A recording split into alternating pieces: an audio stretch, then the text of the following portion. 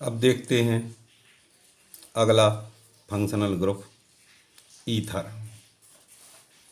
Ether दो प्रकार के होते हैं।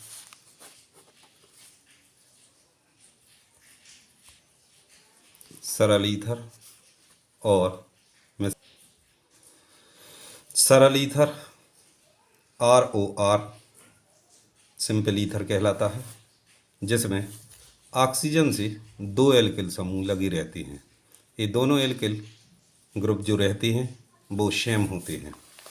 दूसरा रहता है मिश्रित ईथर यानी मिक्स्ड ईथर। इसमें ऑक्सीजन से दो एल्किल ग्रुप जुड़े रहती हैं, लेकिन दोनों एल्किल अलग अलग कार्बन संख्या के होते हैं। सिंपल ईथर, जिसका सामान्य नाम इसको कहेंगे दो बार एक से हैं, इसलिए इसका जनरल नेम होता है डाई एल्किल ईथर। इसमें दोनों एल्किल अलग अलग हैं, इसलिए इसका नाम होता है एल्किल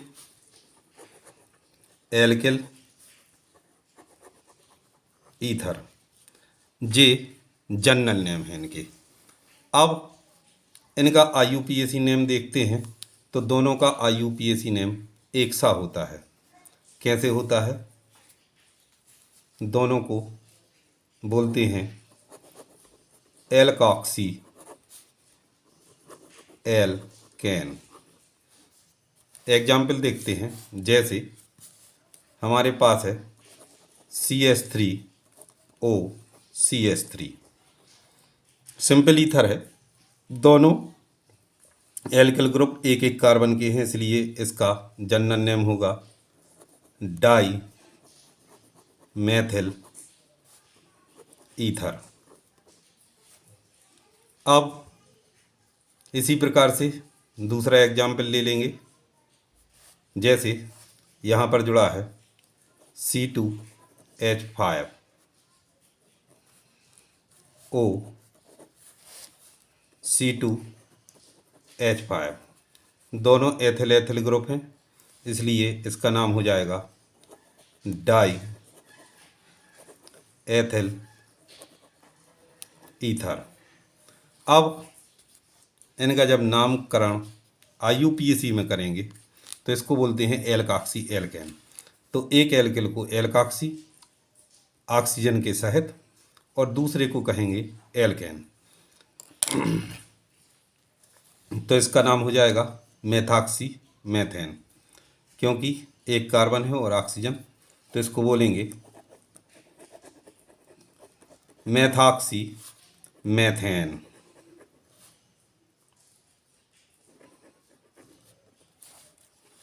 इस प्रकार से इसका नाम हो जाएगा। इसी प्रकार से डाई एथिल ईथर का नाम देखते हैं, तो एक को एथॉक्सी एक को एथेन, तो इसका नाम हो जाएगा एथॉक्सी एथेन। इस प्रकार से सिंपल ईथर के नामकरण होते हैं। अब देखते हैं मिश्रित या मिक्स्ड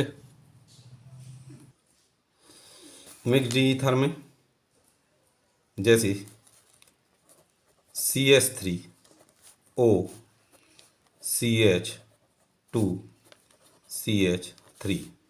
यहाँ पर मेथिल ग्रुप है, यहाँ पर एथिल ग्रुप है, तो इसका जो सामान्य नाम होगा जनरल नेम, तो वो हो जाएगा छोटा पहले बड़ा बाद में, तो इसको कहेंगे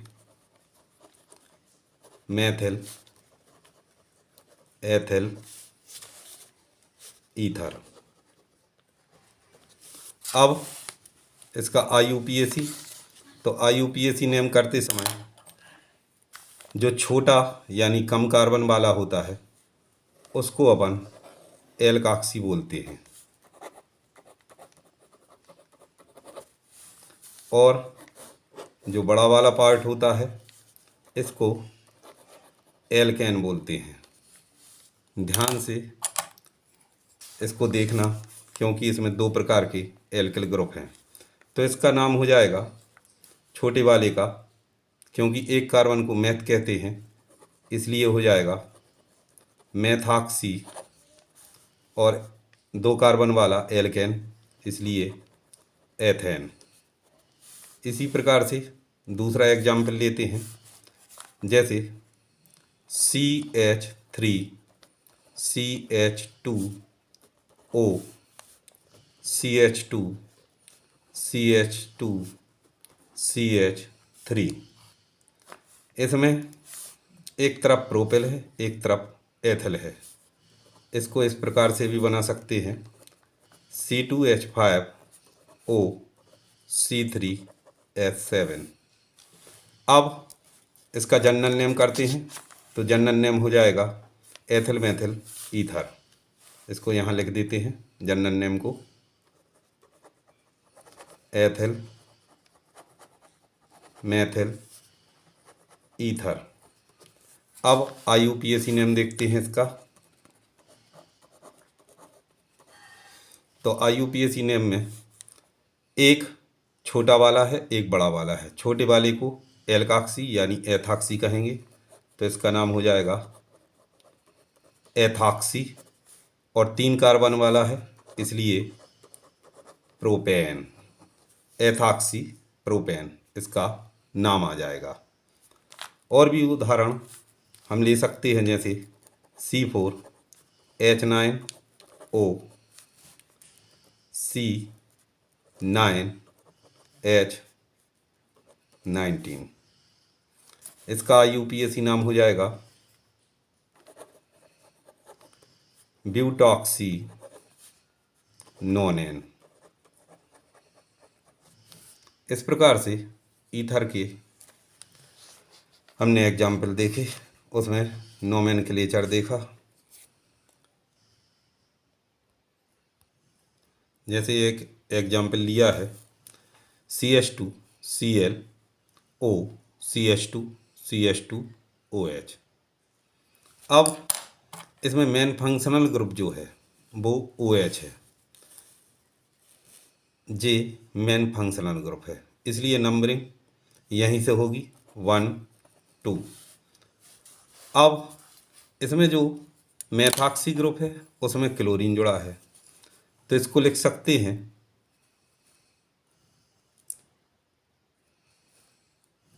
2, क्योंकि 2 पर जुड़ा है, 2 क्लोरो मेथॉक्सी, और OH यानी ऑल, तो इसको कहेंगे एथेनॉल।